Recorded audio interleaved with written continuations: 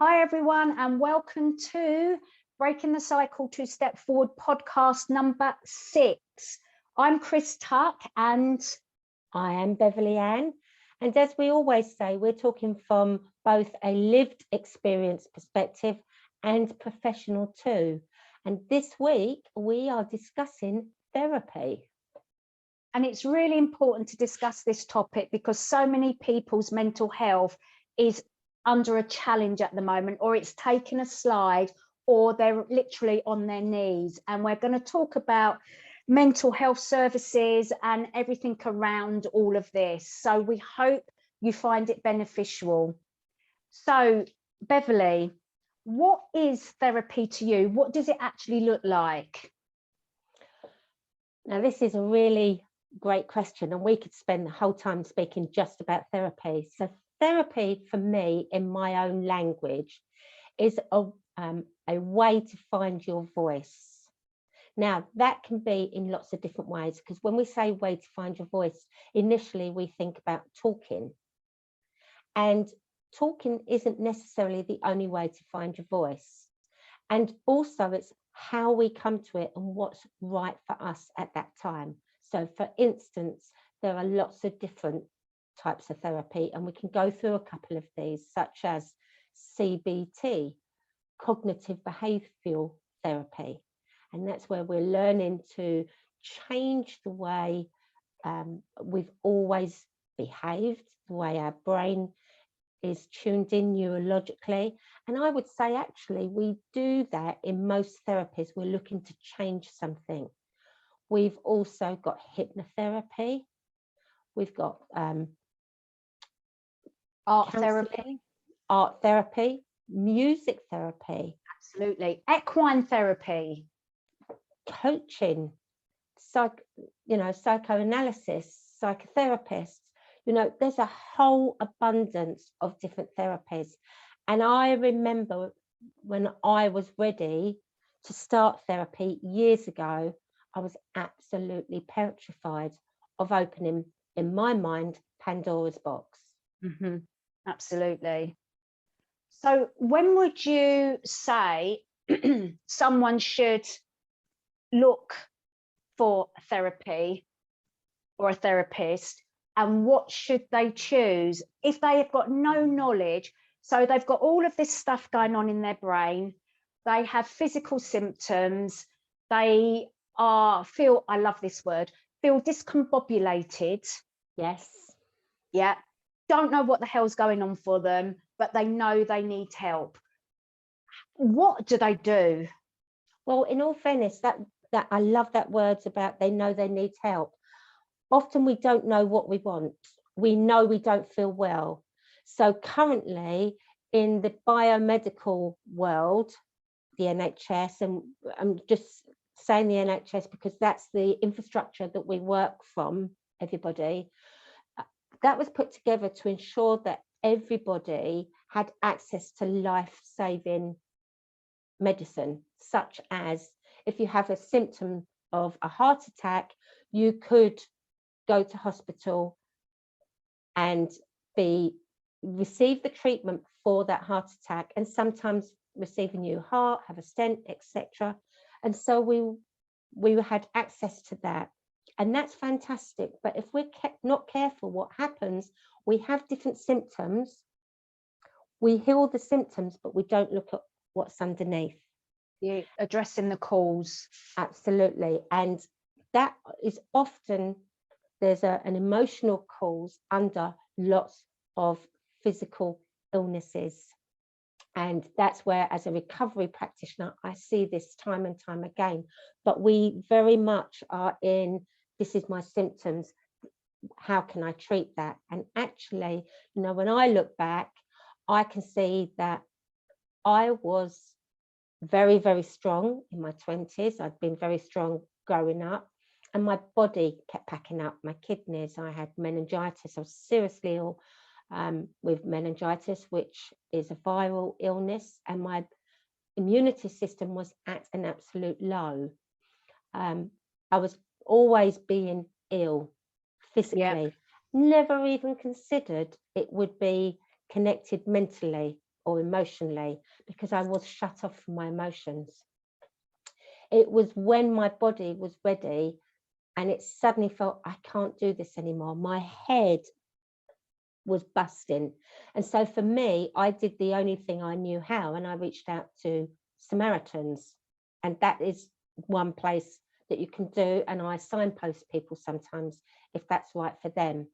Is it 116 116 or 123 123?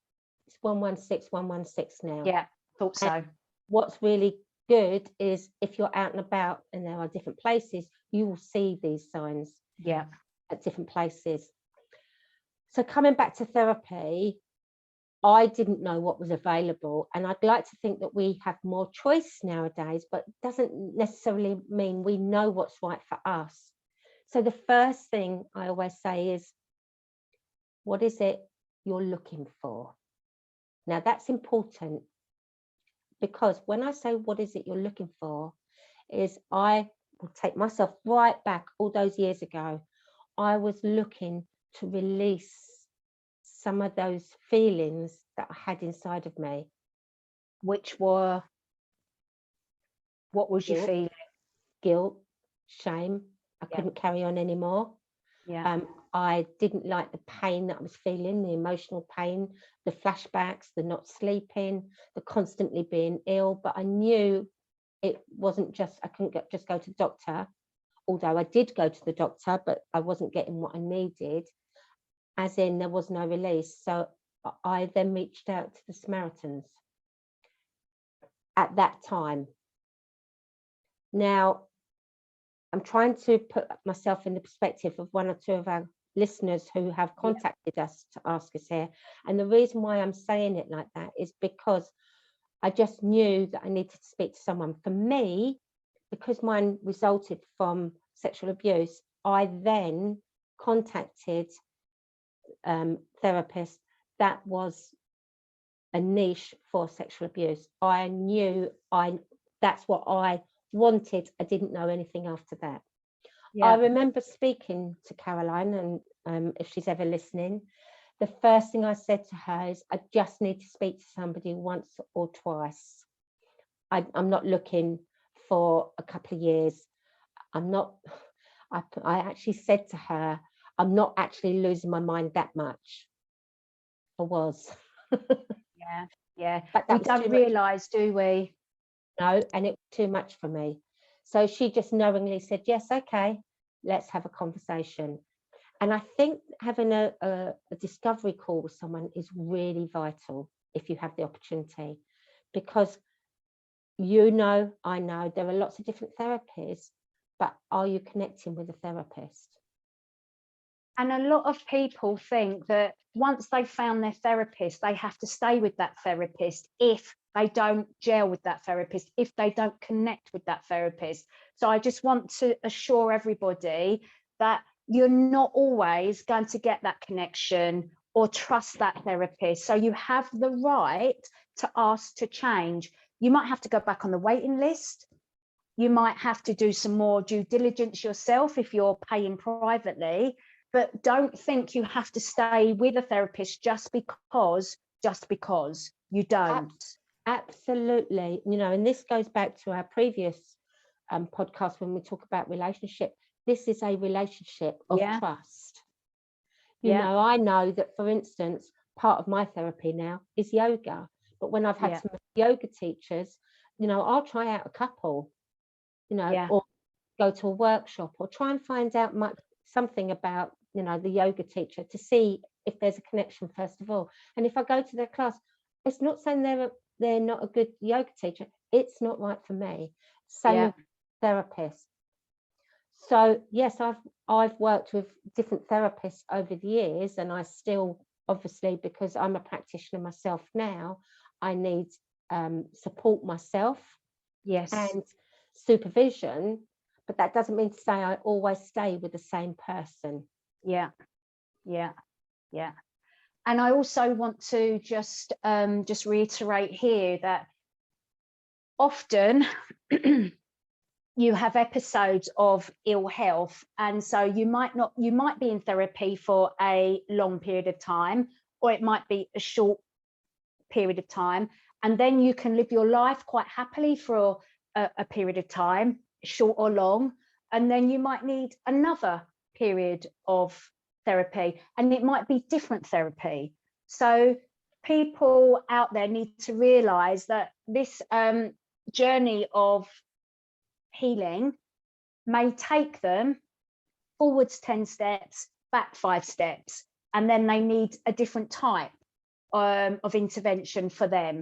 Yes. And just be aware of that, and just know that that's okay. Yes.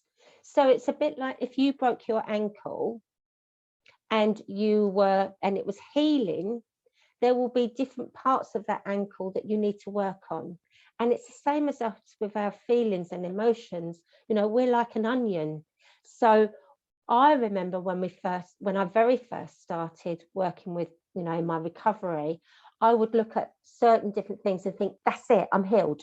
And I actually remember at one time when someone just slightly tapped me on the shoulder and said, I think you need to go back and revisit. I was like, no, I've done that. Thank you. Tick that box. Yeah. You know, because we grow up in this society expectations. Well, I haven't got those simple symptoms. I've done that. Tick, tick.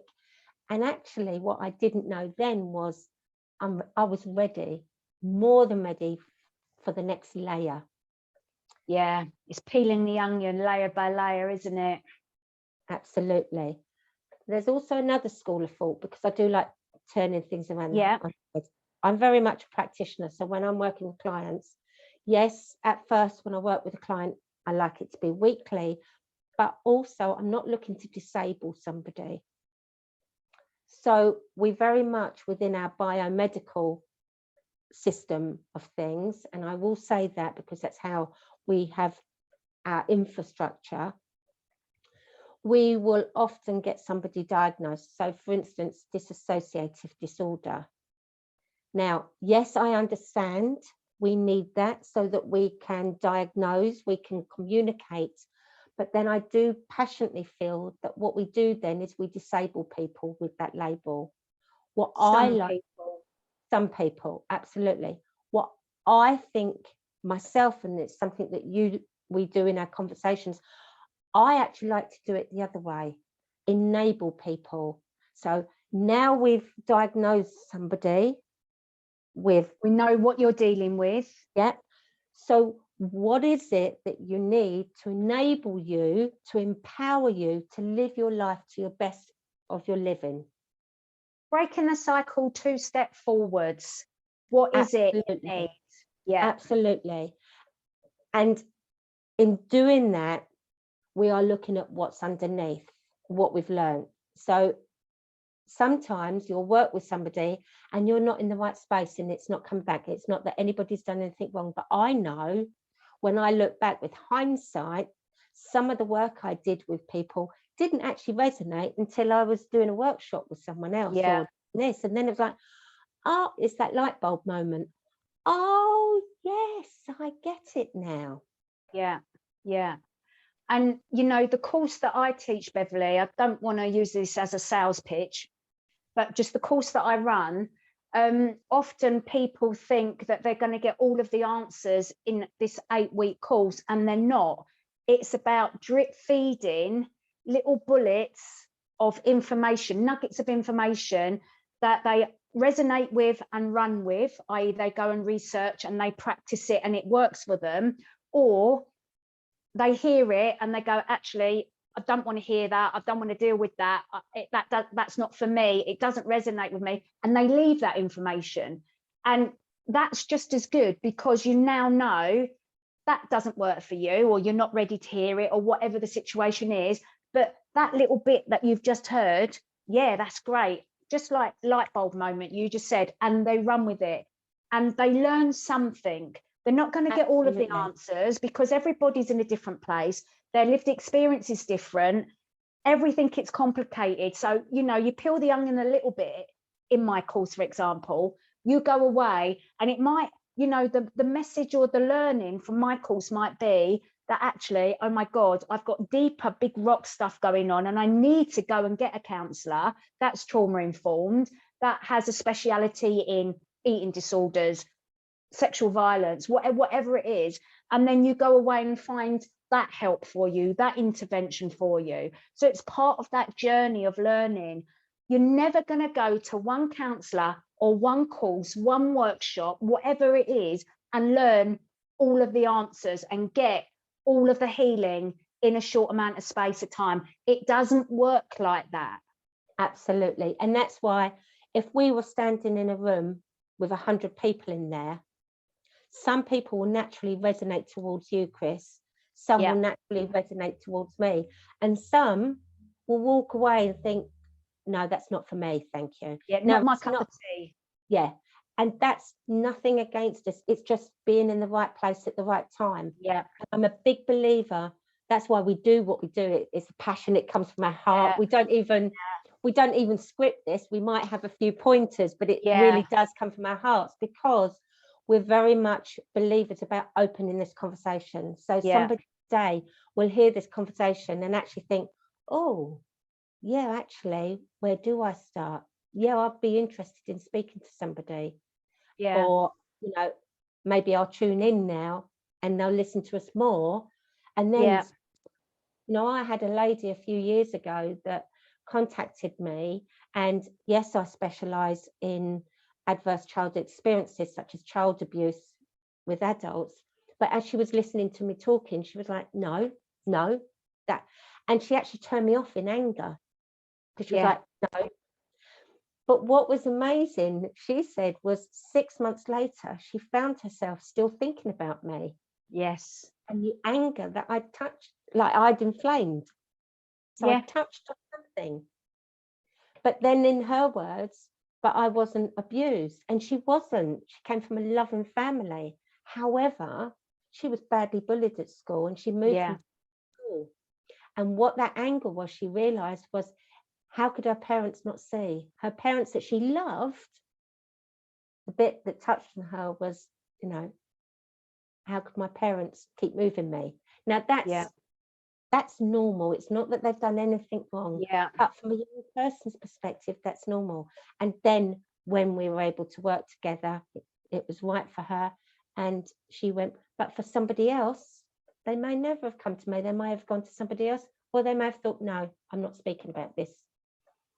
And, you know, speaking to some of survivors that I've been speaking to recently, without giving anything away, they've been saying to me that in even my own experience of therapy, you know, you've gone to a therapist before where they just sit back and they let you do the talking. They want you to work your way through, but without any guidance, without some help understanding what's going on for you, and without some questions, people don't know what to say, and they're not just going to open up, and they're not just going to share their deep vulnerabilities and their deep fears and their deep shame and whatever it is going on for them, because you've not given anything back. So I know some therapists, they like, no, we don't give anything of ourselves because we've got to keep that boundary. But unless there's some connection,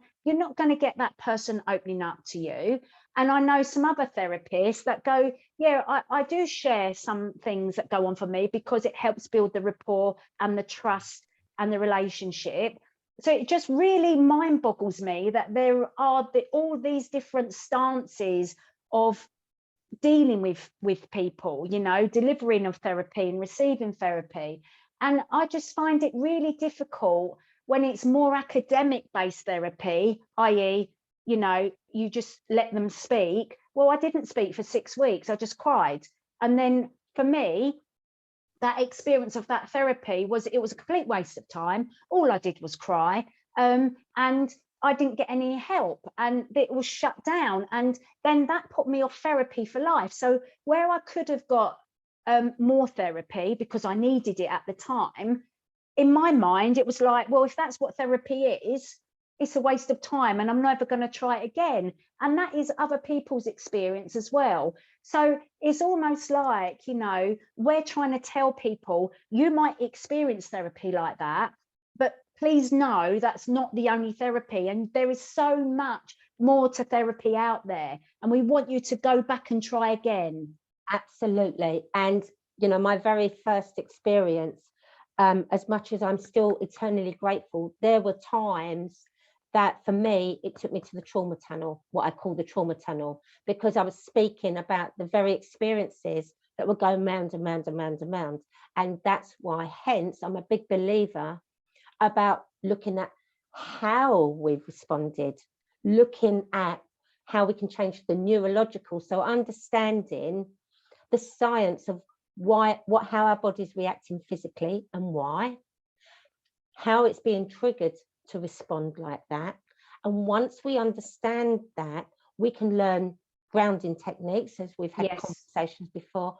We can learn right from the get-go how to respond when our body gets triggered. When we've done that, then we can go forward. Now, for some clients, just learning that takes a long time, and they need to go away and learn that before they can continue. Or they need one-to-one help to do that, to actually help them stabilize, to actually help them ground themselves, because they're not able to do it for themselves. So before they work on any of their underlying issues, they need to be able to do that. But part of the therapy is that. Absolutely. Now, some people like doing that in groups. I get some clients work really well in groups, and I'll be very upfront here. I struggled with groups myself at the beginning. It didn't work for me at first, although since then, you know, over the years, I like both. Because you get to see other people. It's like, oh, what, you feel like that too? Oh, I must be normal. Oh, and I thought I wasn't normal. That's, you know, classic, isn't it? Yeah. And once you start being able to share, like, well, actually, this is what I'm feeling, and then someone says, oh yeah, that's the same for me. It's like, oh, that's a relief. Whereas for me, I needed the one-to-one at first more than the group. And I think what everybody needs to understand, and we've said this many times before, is that trauma is a natural, normal response to abnormal incidences of abuse that you've been through, whether that's mental, physical, sexual abuse, whether it's financial abuse, whether it's bullying, whether it's any of the other adverse childhood experiences, plus more. There's so many, you know, but trauma is normal. So when we get this diagnosis, official diagnosis via the, is it DSM?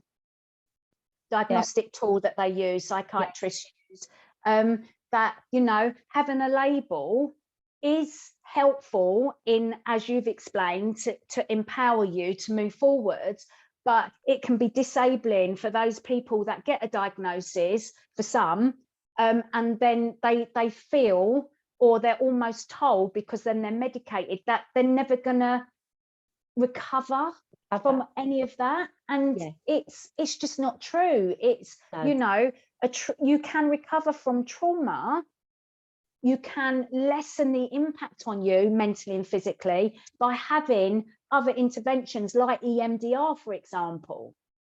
Absolutely. So for instance, you know, we talk about meditation, and I know we've had this in a conversation before. I know now that meditation, in, you know, sometimes it's, for me, just walking. My meditation is walking outside, smelling, seeing, hearing.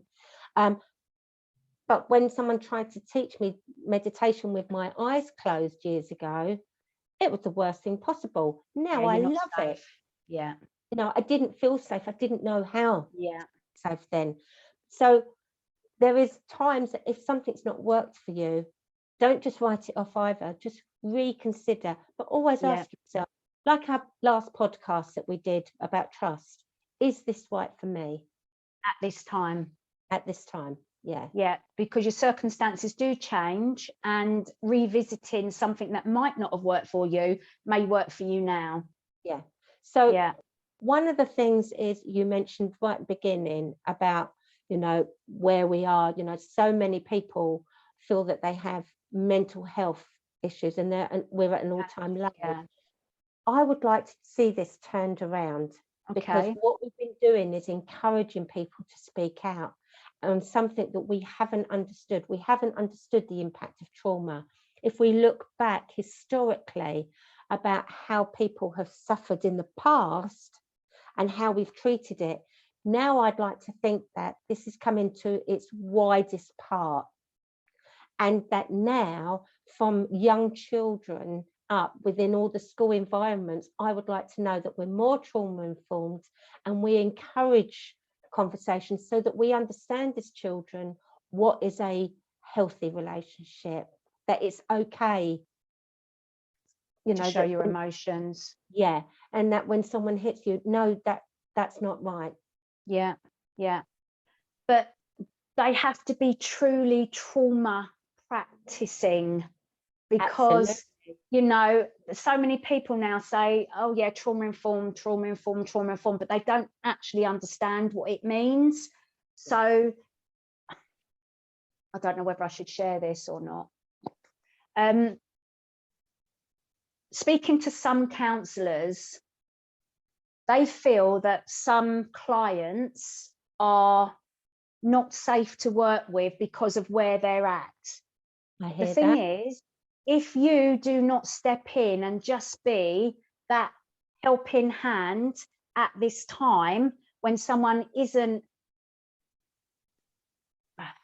fit to undertake some trauma work, you're letting them down. So there needs to be almost that hand holding, that safe space, that person can trust in you to speak truth with them and then help them on the way to a path that's suitable for them. You can't just stop looking after someone or looking out for someone just because it's not safe in a practitioner's view.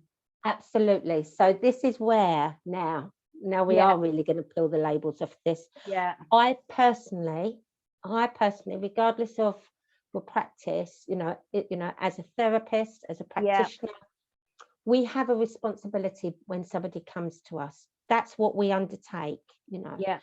And if we feel that it's not within our remit or an area that we're not comfortable with, then we can signpost. Yeah, absolutely. But not just say, oh, I can't deal with you, and that's it. That's abandonment.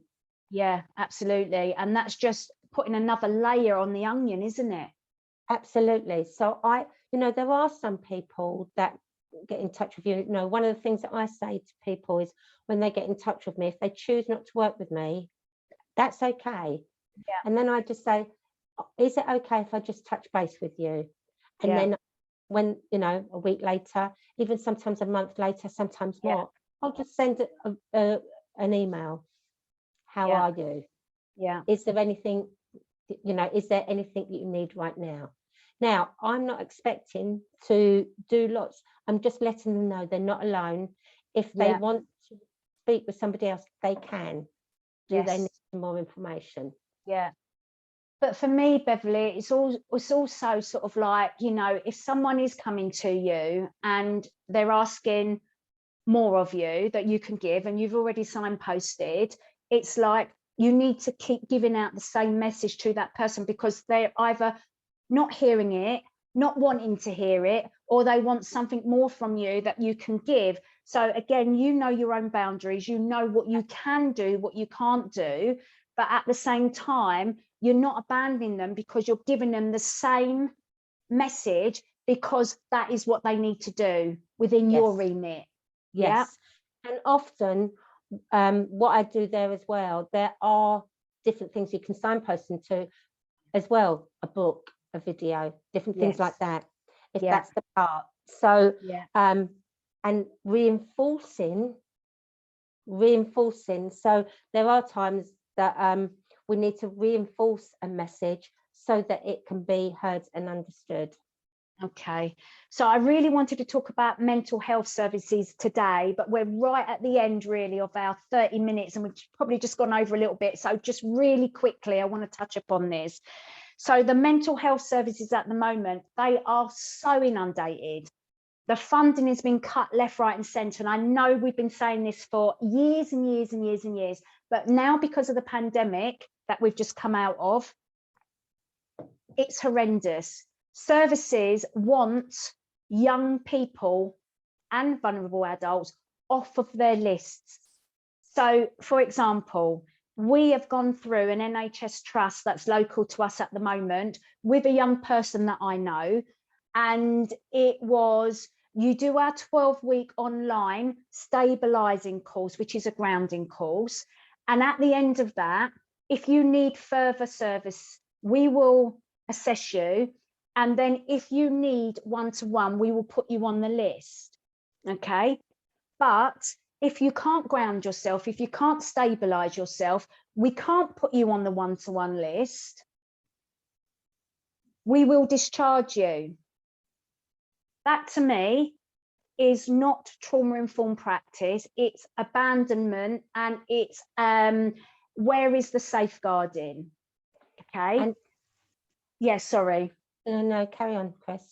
So for me, it was really important that I bring this to the public attention, because a trauma-informed service for me would be, we understand that you can't stabilise yourself after doing our course. So therefore, what we're going to do is give you one-to-one. This isn't an ideal world where there's funding. We will give you one-to-one to help you with that. And then we can start addressing your underlying issues, because there is a need there. That's what I would like to see for children, young people and vulnerable adults. Okay, I'd like to see it for everybody, but you know, in this day and age where the funding is cut, it's not happening.